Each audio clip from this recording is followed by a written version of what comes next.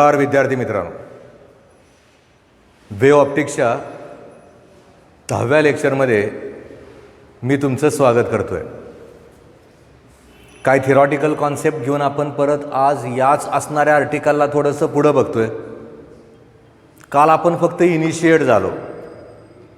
आपण काल काय बघितलंय, स्टेडी इंटरफरन्स पॅटर्न म्हणजे काय आणि त्या ठिकाणी तिथं असणारा तो पॅटर्न जर स्टेडी व्हावा असं वाटत असेल तर त्याच्या कंडिशन काय। मग आज काय बघायचं आपल्याला, मुळात खरं तर या पद्धतीनं त्या ठिकाणी तिथं असणाऱ्या त्या कंडिशन बघत असताना एका एका प्रश्नाची उत्तरे शोधायचं काम आपल्याला इथं करावं लागेल। म्हणजे परत काय, कारण आपण ज्या वेळेस त्या ठिकाणी तिथं असणाऱ्या त्या पॅटर्नसाठी काही गोष्टींचा विचार करतो त्यावेळेस आपण काय करतो, a pattern or interference pattern which consisting of alternate dark and bright band which are steady is called as steady interference pattern. आणि मग conditions to get the steady interference पॅटर्नच्या नावाखाली काही टर्म्स आपण बघत गेलो। तशा त्या टर्म्स इथं बघितल्या जात असताना आपण काय केलं होतं त्याच्यावरनं आपण विचार काय करायचा आहे तो बघा। पहिल्यांदा याच्यामधली जी टर्म होती ती म्हणजे कोहरंट सोर्सेस।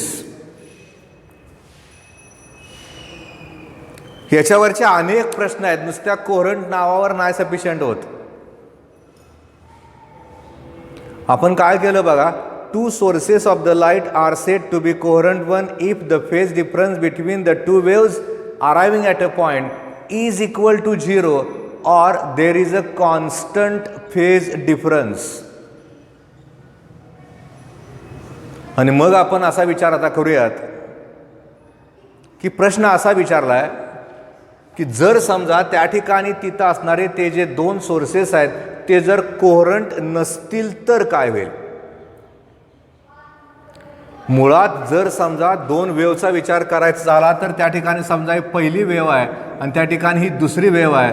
जर त्या ठिकाणी तिथं असणारे ते जे दोन सोर्सेस आहेत ते जर कोहरंट नसतील तर त्या ठिकाणी तिथं असणारे ते जे सोर्सेस आहेत त्याच्यामधला जो फेज आहे तो 10⁷ प्रति सेकंद इतक्या प्रचंड वेगानं बदलतो। एवढ्या वेगानं त्या असणाऱ्या दोन वेव्हच्या करस्पॉन्डिंग फेजमधला बदल होत असताना इंटरफरन्स पॅटर्नचा विचार करायचा झाला तर नक्की इथं लक्षात ठेवा, कदाचित एखाद्या ठिकाणी क्रस्टवर क्रस्ट येईल, ट्रफवर ट्रफ येईल, पण काही वेळानंतर ज्या ठिकाणी क्रस्टवर क्रस्ट आलं होतं तिथंच क्रस्टवर ट्रफ येईल। याचा अर्थ काय झाला, क्रस्टवर क्रस्ट येत असेल तर कन्स्ट्रक्टिव्ह आपल्याला माहित आहे, किंवा ट्रफवर ट्रफ येत असेल तरी कन्स्ट्रक्टिव्ह, म्हणजे ते जे पॉईंट्स आहेत किंवा ते जे बँड्स आहेत ते ब्राईट झाले। पण जर क्रस्टवर ट्रफ येत असेल किंवा ट्रफवर क्रस्ट येत असेल तर त्या ठिकाणी तिथं असणारे ते जे बँड्स आहेत ते बँड्स नक्कीच स्टेडी असणार नाहीत। त्या ठिकाणी तिथं असणारे ते जे बँड्स आहेत ते व्हेरिएबल असतील, म्हणजे तो जो पॅटर्न आहे तो असा डार्क ब्राईट तिथंच बदलत राहील। त्यामुळे मी तर नेहमी सांगतो, असं जर तिथं घडत असेल तर नक्की लक्षात ठेवा त्या ठिकाणी तिथं असणारे ते जे बँड्स आहेत ते बँड्स नक्कीच व्हेरिएबल होतील। आपल्याला मल्टिपल चॉईस क्वेश्चनचा विचार करत असताना त्यातल्या एक्झॅक्टली असणाऱ्या ऑप्शनला सिलेक्ट करावं लागतं। जिथं कन्स्ट्रक्टिव्ह तिथंच डिस्ट्रक्टिव्ह, जिथं डिस्ट्रक्टिव्ह तिथंच कन्स्ट्रक्टिव्ह असं व्हायला नको आहे। कन्स्ट्रक्टिव्ह तर कन्स्ट्रक्टिव्ह झालं पाहिजे, डिस्ट्रक्टिव्ह तर डिस्ट्रक्टिव्ह झालं पाहिजे, ब्राईट तर ब्राईट राहिलं पाहिजे, डार्क तर डार्क राहिलं पाहिजे। तसं जर होत नसेल तर त्या ठिकाणी तिथं असणारा तो जो इंटरफरन्स पॅटर्न आहे तो मात्र त्या ठिकाणी व्हेरिएबल होईल। आपल्याला वेगवेगळ्या पद्धतीने विचार करत असताना ज्यावेळेस आपण त्या ठिकाणी तिथं असणाऱ्या दुसऱ्या कंडिशनचा विचार करतो, म्हणजेच त्या ठिकाणी तिथं असणारी ती जी कंडिशन आहे ते जे सोर्सेस आहेत ते सोर्सेस आपल्याला मोनोक्रोमॅटिक पाहिजेत। जर समजा त्या ठिकाणी तिथं असणाऱ्या त्या सोर्सचा विचार करत असताना मोनोक्रोमॅटिकचा अर्थ मी काय सांगितला, ते जे सोर्सेस आहेत त्यांना आपण मोनोक्रोमॅटिक कधी म्हणू शकतो, जर समजा त्या असणाऱ्या लाईटचा विचार केला, वेवलेनचा विचार केला, तर त्या ठिकाणी तिथं असणारा तो जो लाईट आहे तो सिंगल वेवलेनचा किंवा सिंगल कलरचा असेल तर त्याला आपण मोनोक्रोमॅटिक या नावाने ओळखू शकतो. जर आपण त्या असणाऱ्या दोन सोर्सचा वापर करत असताना ते जर दोन सोर्सेस हे मोनोक्रोमॅटिक नसतील तर नेहमी लक्षात ठेवा याच्यामध्ये असणारा जो सेंट्रल बँड आहे, इंटरफरन्स पॅटर्नचा जो सेंट्रल बँड आहे तो बँड मात्र त्या ठिकाणी ब्राईट असेल, पण बाकीच्या बँडचा विचार केला तर त्या ठिकाणी तिथं असणारे ते जे बँड्स आहेत ते बँड्स मात्र कलर्ड असेल. ऑदर बँडचा विचार केला तर ते कलर्ड होतील. म्हणजे आपल्याला असणाऱ्या ऑप्शनमधलं प्रॉपर ऑप्शन सिलेक्ट करायचं असेल तर या पद्धतीनं ते सिलेक्ट करावं लागेल. परत एकदा बघा, आपण ज्यावेळेस त्या ठिकाणी त्या कंडिशनचा विचार करतोय त्यावेळेस त्या कंडिशनचा विचार करत असताना पहिल्यांदा विचार केला सोर्सेस कसे असावेत, मग कसे असावेत या नावाखाली आपण त्या ठिकाणी त्याच्या टर्म्स आहेत त्या अगोदरच्या म्हणजे 9 नंबरच्या लेक्चरला बघितलं. 10 नंबरच्या लेक्चरचा विचार करत असताना आता आपण असा विचार करतोय की जर समजा त्या ठिकाणी तिथं असणारे ते जे सोर्सेस आहेत ते जर तसे नसतील तर कसे असतील किंवा तिथं काय घडू शकतं याचा विचार आपण करतोय. हा विचार करत असताना पहिल्यांदा विचार आपण असा केला, जर समजा असणारे जे दोन सोर्सेस आहेत ते जर कोहरंट नसतील तर इंटरफरन्स पॅटर्नच्या बाबतीत काय घडेल, तर नक्की लक्षात ठेवा तिथं असणाऱ्या त्या दोन वेव्हचा विचार करत असताना त्याचा जो फेज आहे तो प्रति सेकंद 10च्या 7 वेळा बदलतो. जिथं कन्स्ट्रक्टिव्ह तिथंच डिस्ट्रक्टिव्ह, त्यामुळं असणारा जो इंटरफरन्स पॅटर्न आहे तो स्टेडी न मिळता तो आपल्याला व्हेरिएबल मिळेल, म्हणजे तो बदलणारा असेल. आपण ज्यावेळेस मोनोक्रोमॅटिकचा विचार करतोय, जर दोन वेगवेगळ्या कलरचे सोर्स जर आपण वापरले तर तिथं नक्की लक्षात ठेवा अशा असणाऱ्या त्या दोन सोर्सचा इंटरफरन्स पॅटर्न जर आपण मिळवला तर सेंट्रल ब्राईट हा बँड असेल किंवा सेंट्रल बँड हा ब्राईट असेल आणि करस्पॉन्डिंग अदर बँड जे असतील ते मात्र त्या ठिकाणी कलर्ड असतील, त्याच्यामध्ये वेगवेगळे कलर्स दिसतील आपल्याला. आपण काय करतोय बघा, आपण त्या ठिकाणी तिथं असणाऱ्या त्या सगळ्यांचा विचार करताना आता तिसरी जी टर्म आहे ती टर्म आपण इथं बघत असताना आपण विचार काय केला होता, तर त्यामध्ये त्या ठिकाणी असणाऱ्या ॲम्प्लिट्यूडचा विचार केला होता किंवा तिथं असणाऱ्या त्या सोर्सच्या इंटेन्सिटीचा विचार केला होता, तीव्रतेचा विचार केला होता. बोर्डाच्या परीक्षेमध्ये हे विचारलं गेलंय. मुळात खरं तर आपण ज्यावेळेस आरचा विचार करतो त्यावेळेस त्या ठिकाणी तिथं असणारा तो जो आर मॅक्स आहे तिथं आपल्याला A1 + A2 करता येतं, आणि ज्यावेळेस आर मिनिममचा विचार करतोय त्यावेळेस आपल्याला A1 - A2चा विचार करावा लागतो. म्हणजे इथं जर आपण बघितलं तर त्या ठिकाणी तिथं असणारे ते जे दोन सोर्सेस आहेत त्या दोघांची तीव्रता सारखी पाहिजे, प्रकाशाची तीव्रता सारखी पाहिजे, इंटेन्सिटी सेम पाहिजे. इंटेन्सिटी जर सारखी नसेल तर काय होईल बघा, समजा आपण असा विचार केला 3 आणि 2चा, म्हणजे 3 आणि 2 की तर 5 आलं, 3 - 2 विचार केला तर 1 आलं, आणि जर 3 आणि 3चा विचार केला तर 6 आलं, 3 - 3चा विचार केला तर 0 आलं. म्हणजे एका ठिकाणी इंटेन्सिटी जास्त आली, एका ठिकाणी इंटेन्सिटी 0 आली, याचा अर्थ ब्राईट झालं डार्क झालं. इथं तसं नाही होत, इथं ब्राईट होते पण इथं डार्क नाही होत, कारण डार्क व्हायला इंटेन्सिटी 0 व्हायला पाहिजे. आणि अशा सिच्युएशनचा विचार केला आणि जर समजा आपण तिथं असणारा तो जो इंटरफरन्स पॅटर्न आहे त्याचा विचार केला तर तो जो इंटरफरन्स पॅटर्न आहे तो आपल्याला ब्राईट आणि लेस ब्राईट मिळेल. ज्यावेळेस आपण मोनोक्रोमॅटिकचा विचार करतो त्यावेळेस त्या ठिकाणी तिथं असणाऱ्या त्या इंटरफरन्स पॅटर्नचा जो सेंट्रल बँड आहे तो ब्राईट आणि बाकीचे बँड कलर येतात. हे विचारतील ना, आपण ते विचारात नक्की घ्यावं लागेल. जर समजा त्या असणाऱ्या तिथल्या दोन सोर्सचा विचार करत असताना त्याची जर इंटेन्सिटी सेम नसेल किंवा त्याचं ॲम्प्लिट्यूड सेम नसेल तर आपल्याला बँड्स मिळत असताना ब्राईट आणि लेस ब्राईट मिळतील.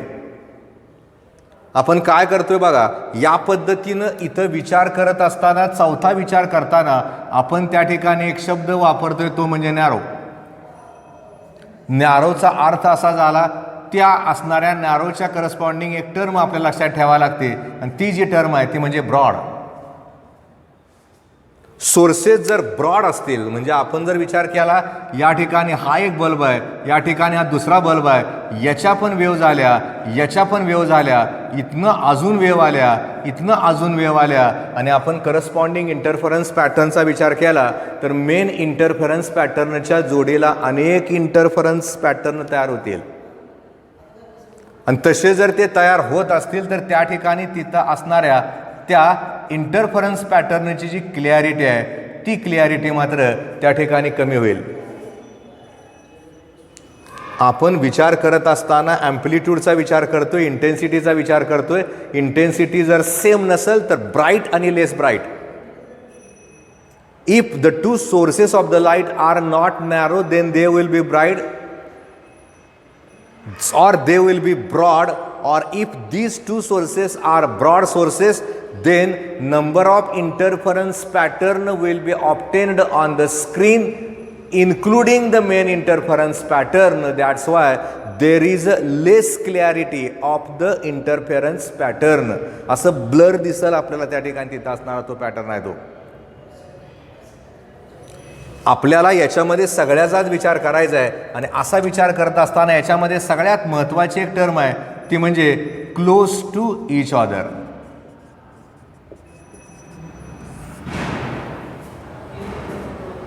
ह्याचा विचार करताना इथं नक्की लक्षात ठेवा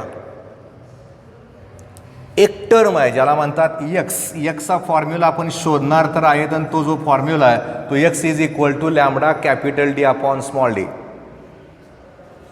तुम्ही म्हणणार की सर हे असलं कुठलं लिहिलं तुम्ही, आम्हाला माहितीच नाही. हे पुढे येतं आहे, म्हणजे अगोदर आपण त्याची त्या ठिकाणी इम्प्लिमेंटेशन करतोय. मुळात इथं लक्षात ठेवायचं आहे यक्स म्हणजे काय आहे, याला म्हणतात फ्रिंज विड्थ किंवा बँड विड्थ. हा लॅम्बडाचा विचार केला तर त्या ठिकाणी तिथं असणारी ती वेवलेंथ आहे. डीचा विचार केला कॅपिटल तर ते डिस्टन्स आहे. कुणाकुणामधलं डिस्टन्स आहे, सोर्स आणि स्क्रीनमधलं ते अंतर आहे. आणि स्मॉल डीचा विचार केला तर डिस्टन्स बिटवीन टू सोर्सेस आहे. असणाऱ्या दोन सोर्समधलं अंतर आहे ते स्मॉल डी आहे. सोर्स आणि स्क्रीनमधलं अंतर कॅपिटल डी आहे. यक्स म्हणजे फ्रिंज विड्थ आहे. आपण जर इथं विचार केला तर लक्षात ठेवायचं आहे यक्सला डी इन्व्हर्सली प्रपोर्शनल आहे आणि यक्सला कॅपिटल डी डायरेक्टली प्रपोर्शनल आहे. या दोन्हीचा विचार आपल्याला इथं करावाच लागतो.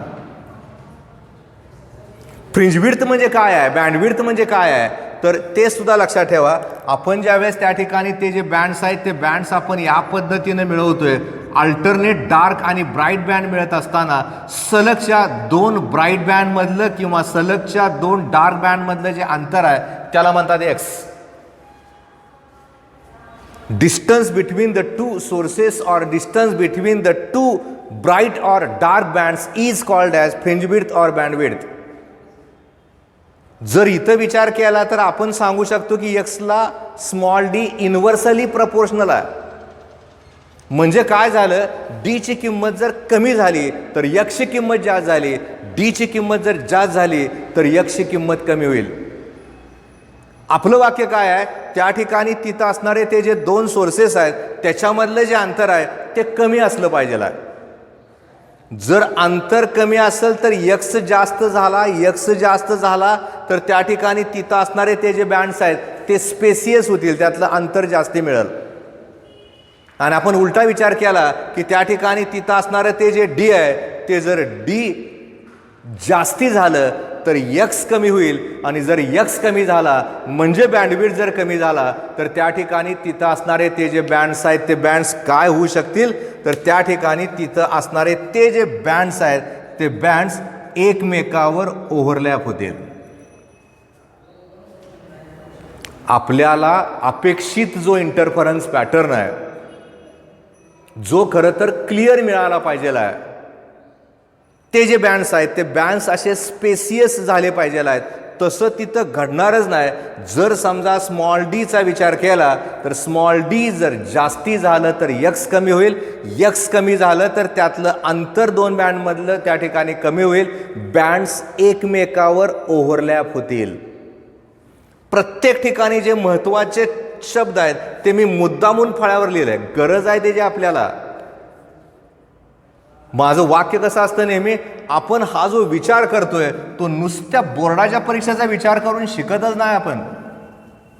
आपण सगळ्या संकल्पना क्लिअर करत जातोय. त्यामुळे त्या संकल्पना क्लिअर करत असताना मुळात आपल्याला हा फॉर्म्युला शोधायचा आहे परत. पण आता काय सांगितलं लक्षात ठेवा, x is equal to lambda capital D upon small D.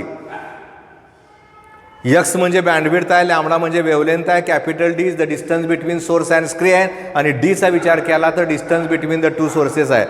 D कमी झाला एक्स जास्त होईल, डी जास्त झाला एक्स कमी होईल. याचा अर्थ असा झाला त्या ठिकाणी ते जे दोन सोर्सेस आहेत याच्यामधलं जे अंतर आहे त्या अंतर आपल्याला कमीच ठेवावं लागेल. त्यातलं अंतर जर कमी ठेवलं तरच एक्स जास्त मिळेल, नाहीतर एक्स जास्त मिळत नाही. ही संकल्पना झाली, हे मेन कंडिशन झाल्या. याच्यामध्ये खरं तर अजून काही गोष्टींचा विचार आपण केला होता, आणि तसा विचार करत असताना ते जे दोन सोर्सेस आहेत ते त्या ठिकाणी पोलराइज्ड असले पाहिजेत. जर पोलराइज नसतील तर त्या ठिकाणी सुद्धा तिथं असणारा तो जो इंटरफरन्सचा पॅटर्न आहे त्या इंटरफरन्स पॅटर्नचा विचार केला तर त्याची जी क्लिअरिटी आहे ती कमी होईल. मीनवाईल आपण काय म्हणलंय, अलॉंग द सेम लाईन त्या ठिकाणी तिथं असणारे ते जे दोन वेव्ज आहेत त्या एकमेकावर इंटरफिअर झाल्या पाहिजेत, आणि तशा जर नाही झाल्या तर आपल्याला इंटरफरन्स पॅटर्न मिळणारच नाही. या ज्या कंडिशन्स आपण इथं बघतोय त्या कंडिशन्स आता कधी विचारल्या नव्हत्या, अलीकडच्या पुस्तकात त्या ॲड केल्या गेल्या. आणि असा विचार करता करता याच्यामध्ये 8 नंबरची जी कंडिशन आहे ती परत या ठिकाणी महत्त्वाची आहे. आणि ती जी कंडिशन आहे ती म्हणजे डिस्टन्स जे आपण घेतोय कशामधलं डिस्टन्स आहे, सोर्स आणि स्क्रीन याच्यामधलं ते अंतर आहे. आणि हे जे अंतर आहे ते अंतर जादाचं पाहिजे, लार्ज पाहिजे. सोर्स आणि स्क्रीनमधलं अंतर जास्तीचं पाहिजे. इथं जर विचार केला तर एक्सला कॅपिटल डी डायरेक्टली प्रपोर्शनल आहे, सरळच आहे ना. मला एक्स जास्त असेल तरच त्या ठिकाणी तिथं असणारा तो जो इंटरफरन्सचा पॅटर्न आहे तो जादाचा क्लिअर मिळतो, नाहीतर तो मिळतच नाही. इथं जर एक्सला कॅपिटल डी डायरेक्टली प्रपोर्शनल आहे, डी जास्ती आहे एक्स जास्ती होईल, म्हणजे मला सोर्स आणि स्क्रीनमधलं जे अंतर आहे ते जादाचं ठेवावं लागेल. अंतर जर जादाचं झालं तर एक्स जादा होईल, आणि एक्स जादा झाला तर त्या ठिकाणी तिथं असणारा तो जो पॅटर्न आहे तो आपल्याला नक्कीच स्टेडी मिळेल. म्हणजे आपण आज आत्ता या असणाऱ्या लेक्चरमध्ये काय बघत गेलो बघा, एक मॅथमॅटिकल फॉर्म्युला आपण तयार केला. त्या फॉर्म्युल्याला आपण सिद्ध केलेलंच नाही, नुसता फॉर्म्युला फळ्यावर लिहिला. त्याच्यावरनं त्या ठिकाणी तिथं असणाऱ्या त्या सोर्सचा विचार केला. अगोदरचा असणाऱ्या आर्टिकलला घेऊन आपण या असणाऱ्या कॉन्सेप्टला आपण बघत चाललोय. आणि असं बघताना ह्या संकल्पना इथं मात्र आपल्याला क्लिअर होत जातात, आता कळतं आपल्याला. आणि मग आपण काय करूयात, जे अगोदरचं आर्टिकल लिहिलं होतं ते ह्याच्याशी संदर्भात होतं, म्हणून आपण परत एकदा लिहितोय यंग्स एक्सपेरिमेंट.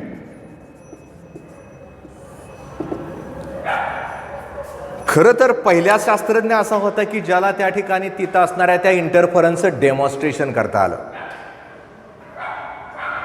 मुळात काय झालं बघा, त्या शास्त्रज्ञाला इंटरफरन्सचं डेमॉन्स्ट्रेशन करत असताना त्यानं केलं होतं काय, मुळात त्यानं काय केलं होतं तर सूर्याचा प्रकाश एका असणाऱ्या कार्डबोर्डच्या पिन होलवर टाकला होता. एक टाचणीनं होल घेतलं आणि त्याच्यावर सूर्याचा प्रकाश त्याच्यावर टाकला गेला. मी आता प्रश्न विचारला असता, सूर्याचा प्रकाश सूर्यापासून पृथ्वीवर पोचत असताना तो कुठल्या वेव्हफ्रंटच्या माध्यमातून पोचतो, तर तुमचं उत्तर आलं असतं की सर तो जो आहे तो म्हणजे त्या ठिकाणी तिथं असणारा प्लेन वेव्हफ्रंट. त्याने परत काय केलं होतं, या असणाऱ्या स्क्रीनच्या समोर बरोबर अजून एक छापरी ठेवली होती आणि त्याला तिथं मात्र त्यांनी 2 पिन होल्स घेतले होते. आता घडलं कसं, याच्यापासून त्या ठिकाणी तिथं असणाऱ्या त्या ज्या वेव्ज आहेत त्या पोचत असताना या पद्धतीनं पुढं जातील, आणि अशा जात असताना तिथल्या त्या ज्या वेव्ज आहेत त्या कशा जाणार आहेत, क्रस्ट आणि ट्रपच्या माध्यमातून जाणार आहेत, आणि त्या तिथं जात असताना या पद्धतीनं पुढं जातील. याला आपण S1 म्हणूयात, याला आपण S2 म्हणूयात. हायजीनच्या प्रिन्सिपलचा विचार केला तर हायजीनच्या प्रिन्सिपलनुसार आता या वेव्ज इथं पोचल्यानंतर तिथं असणारे ते जे सोर्सेस आहेत ते सेकंडरी सोर्ससारखं काम करतील, सेकंडरी वेव्ज इमिट करायला सुरुवात करतील. हायजीनचं प्रिन्सिपल. आणि तसं जर ते करायला लागले तर मग काय घडू शकतं बघा. या ठिकाणी इथं ह्याचीही क्रस्ट आहे, इथंही क्रस्ट आहे, परत ही पण क्रस्ट घेऊयात, इथं ही पण क्रस्ट घेऊयात, त्याच्यानंतर परत अजून एक क्रस्ट घेऊयात, इथं एक क्रस्ट घेऊयात, परत या ठिकाणी एक क्रस्ट घेऊयात आणि इथं एक क्रस्ट घेऊयात. असं करताना ट्रफ तर त्याच्या बरोबरीनं असणारच आहे. त्यामुळे ह्या ब्लॅक कलरचा वापर मी ट्रफसाठी करतोय आणि असा ट्रफसाठी वापर करताना इथं एक डायग्रॅम तयार झाली. मुळात ही डायग्रॅम काढत असताना कंपासचा वापर करावा लागतो, त्याच्याशिवाय ही डायग्रॅम तयारच नाही होत. आत्ता मी खरं तर या पद्धतीनं लेक्चर देत असताना ती डायग्रॅम तुम्हाला इथं तयार करून देणारच नाही. तुम्ही स्वतः तयार करायसाठी ज्यावेळेस तुम्ही माझ्या समोर येणार आहात, आपण लवकर ऑफलाईनला पण येतोय, त्यावेळेस तुम्हाला याच्यामध्ये डायग्रॅम कशा काढायच्या, त्याचं टेक्निक काय ते मी तुम्हाला शिकवणार आहे. तुमच्याकडनं ते प्रॅक्टिस करून घेणार आहे. तात्पुरतं फक्त परीक्षार्थी व्हा. हे आपण लगेच जवळ येतोयच किंवा एकमेकाच्या समोर येऊन शिकवतोयच. इथं जर विचार केला तर नक्की लक्षात येतं आपल्याला.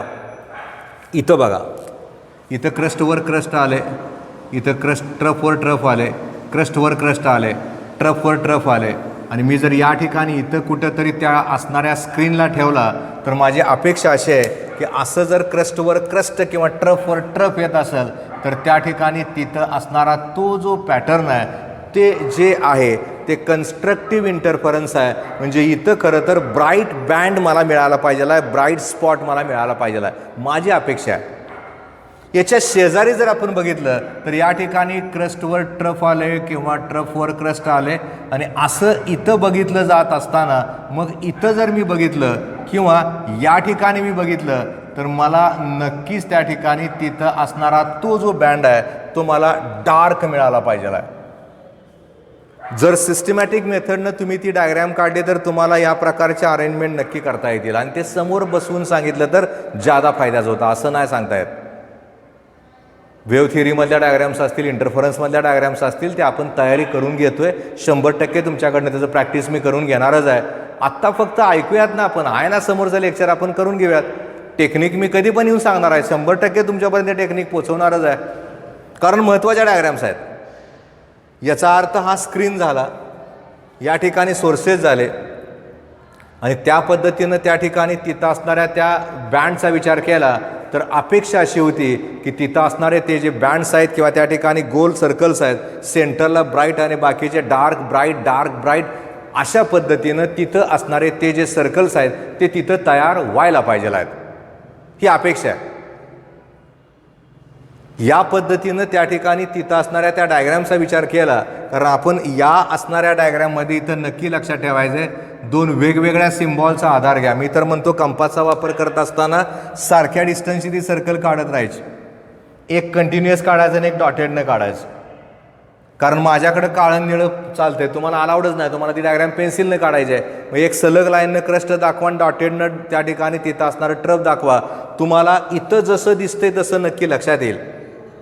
म्हणजे आपल्याला बरोबर त्या असणाऱ्या इंटरफरन्स पॅटर्न बघितला तर त्या ठिकाणी ब्राईटचा स्पॉट आपल्याला नक्की दिसणार आहे. आणि इथं या पद्धतीनं तिथं असणारे ते जे डार्क बँड्स आहेत, डार्क स्पॉट्स आहेत, ते आपल्याला त्या ठिकाणी तिथं नक्की दिसतील.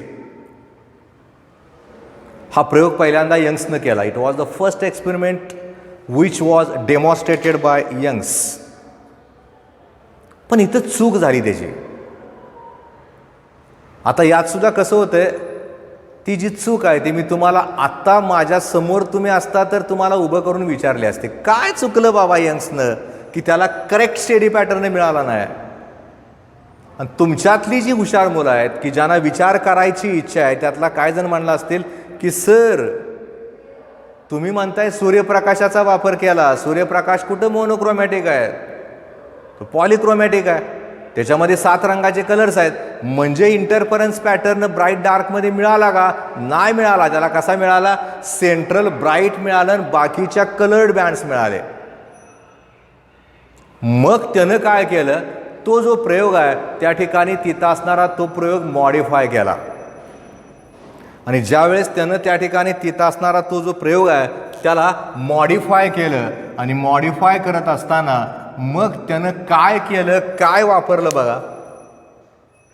मुळात त्यानं आता लॅबमध्ये केला, लॅबमध्ये साधारण सोडियम वेपर लॅम्पचा विचार केला. पिवळ्या रंगाचा प्रकाश तो खरं तर मोनोक्रोमॅटिक असतो, एकच रंग त्यात पिवळा असतो. आपल्या स्ट्रीट लाईटला जे दिवे दिसतात ते सोडियमचे असतात.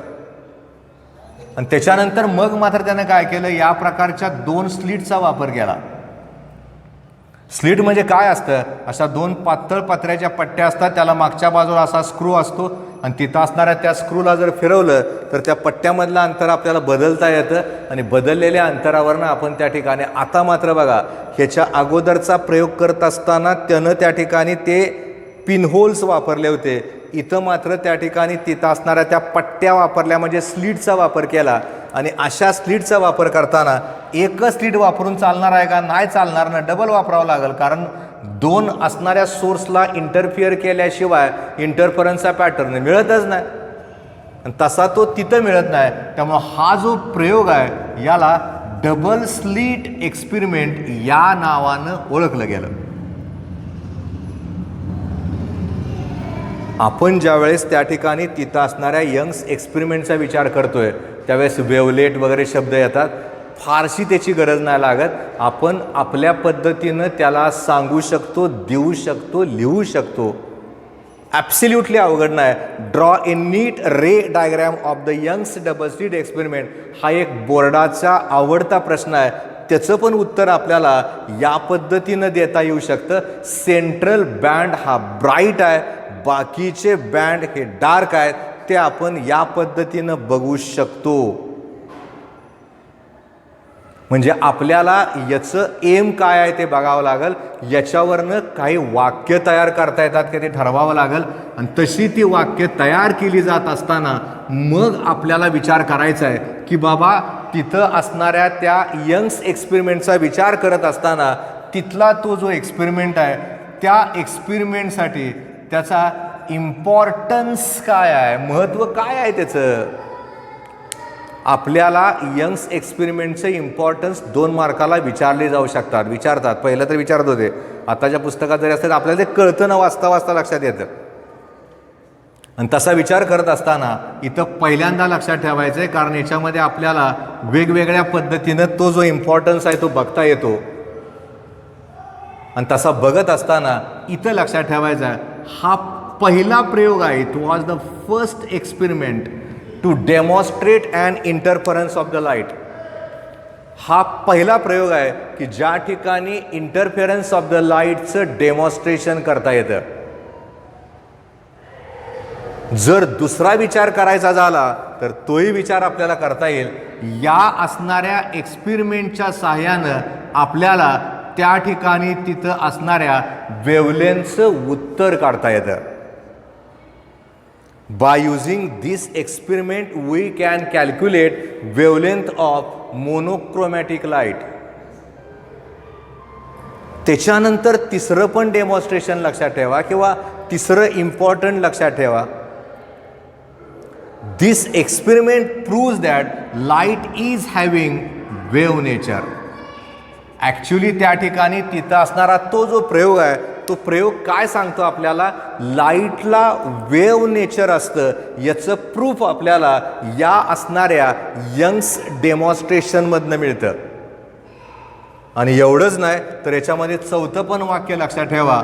हा जो प्रयोग आहे हा प्रयोग सगळ्या कंडिशन्स सॅटिस्फाय करतो, ज्या आपण कंडिशन्स बघतोय. This experiment satisfies all the conditions of steady interference pattern. Steady interference पॅटर्नसाठी असणाऱ्या ज्या सगळ्या कंडिशन्स आहेत या सगळ्या कंडिशन हा जो यंग्स एक्सपेरिमेंट आहे तो त्या ठिकाणी सॅटिस्फाय करतो. एवढं नक्की लक्षात ठेवा. म्हणजे आपल्याला त्या असणाऱ्या कंडिशनचा वापर करून अनेक प्रश्नांची उत्तरं देता येतात. अनेक प्रश्नांची उत्तर देत असताना आपल्यासमोर या पद्धतीनं तो जो एक्सपेरिमेंट आहे त्याचं डेमॉन्स्ट्रेशन बघता येतं. आपण आपल्या घरामध्ये सुद्धा या पद्धतीनं तिथं असणारा तो जो एक्सपेरिमेंट आहे, खरंच बँड्स कसे दिसतात हे आपण चेक करू शकतो. कारण इंटरफेरन्समध्ये सगळ्यात महत्त्वाचं काय आहे तर त्या ठिकाणी असणारे बँड्स आहेत.